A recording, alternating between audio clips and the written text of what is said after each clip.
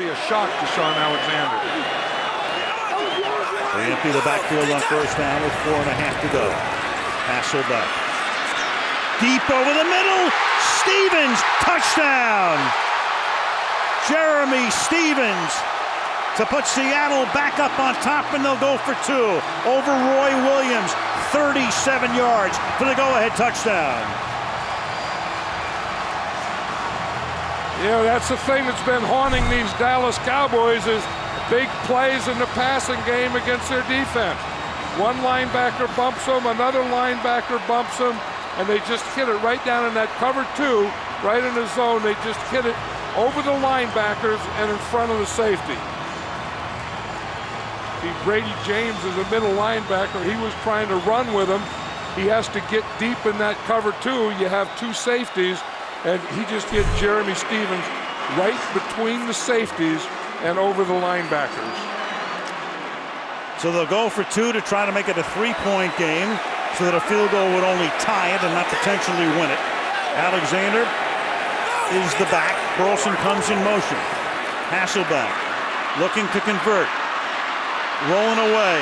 Can't get away from where. Throws up a prayer. Knocked out of the end zone.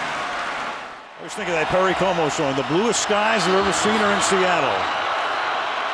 Get a couple of sun breaks this week. Not many. From the 9-yard line, Miles Austin. Because you and I are the only guys in the ballpark who know Perry Como. From the 28-yard line on first down. That pass is caught by Creighton, and Creighton will pick up 11 to the 39-yard line. First down. Jones, 43-yard line. John Marshall should be pretty proud of his defense. Yeah, they took away the wide receivers. They made the Cowboys go inside. 2nd and 7. Romo to the outside, and that's caught by Owens. And Owens that time got position. We're talking about Pete Hunter. If you joined us late, Pete Hunter a week ago is watching football on television and going bowling. Former Cowboy, but they were so depleted in the secondary, they had to go deep down the list.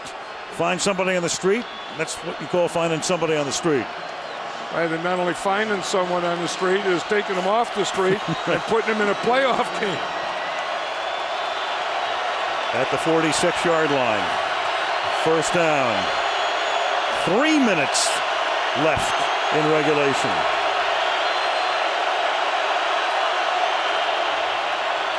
Draw.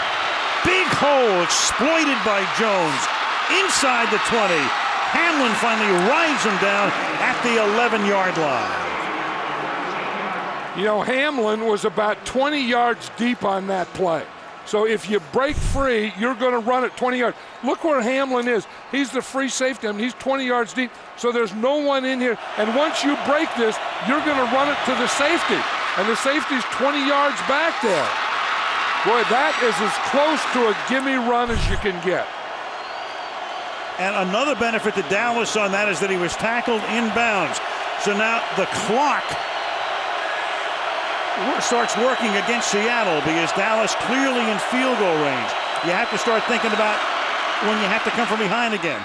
So they give it to Jones, and you can see that Parcells said there was a moment in between plays when we were doing the replay. You could tell him just the way his body language was expressed. Take your time. This Take is the 2-minute warning. We come to the 2-minute warning. Dallas has 3 timeouts, but more importantly, Seattle has 2. 1-point game. What a finish. Put it in Tony Romo's hands in this situation because you have the field goal now. That is a key question. Jones is cramping up, so he's on the sideline. Barber's in the back. They give it to Barber. Barber tries to find some room, takes it to the 8. Seattle's going to have to take a timeout here defensively, and they do. Now, they'd already used 1, so that's their second. They have 1 remaining. So 3rd down and 7. If they keep it on the ground and don't score, they've got to take their timeout. Seattle lost one of its timeouts on the unsuccessful challenge. Romo spins, throws, caught, Witten, but he's going to be tackled at the 1. Is it going to be a first down is the question. Take a look at the official's foot. Appears to be over the yellow line. It will be a first down. Gigantic play right there. They don't get the touchdown, but they get the first down. Seattle is now down to its last time out, and in effect, Dallas is going to be able to take it down to zeros. Hey, Bill Parcells pulled a Boise State. You know, he was saying that the other night that he'd watched that game, and he said, well, wasn't that something the way that coach did? I mean, he went for two, and I think that Bill Parcells came into this game knowing and thinking that he was going to roll the dice. And you know what Mike Holmgren's thinking right now? Let him score. The only chance Seattle has, they're going to review this spot, by the way. Witten makes the catch. Yellow line unofficial. His forward progress appears, from that angle anyway, to be over the yellow line. I don't know. It's very close, though. I mean, it doesn't look like that ball. Again, it's where the ball is. The ball has to cross. Again, that yellow line being unofficial, but the ball has to cross that point, and I don't think it did. Lofa Tutupu makes the tackle, but this is going to be some call for Walt Anderson here. Because when you talk about conclusive evidence, normally, if there's a boundary or a line, it's conclusive. But here, what is conclusive? I mean, you're sort of groping a little bit as to exactly where you're going to put the ball down when you come back out on the field. See, he has to get to the 1 yard line, so he can use that yard line too.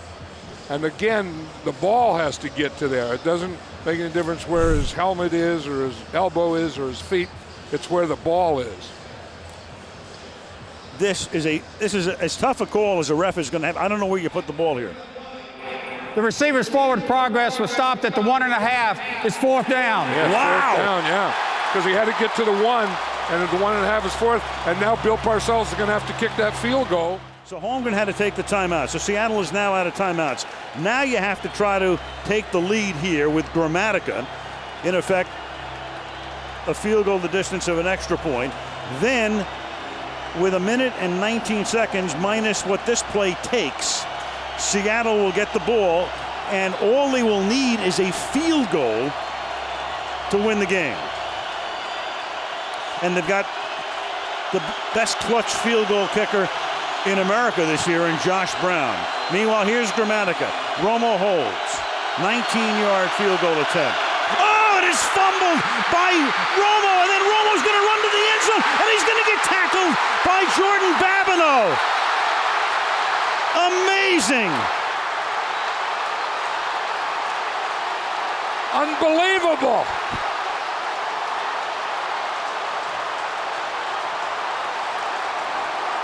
How crazy is this?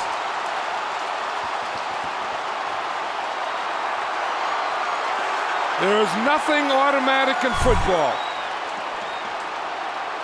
Oh, the ball just slipped out of his hands. Yep. It was a good snap. And he went to put it down, and it just slipped.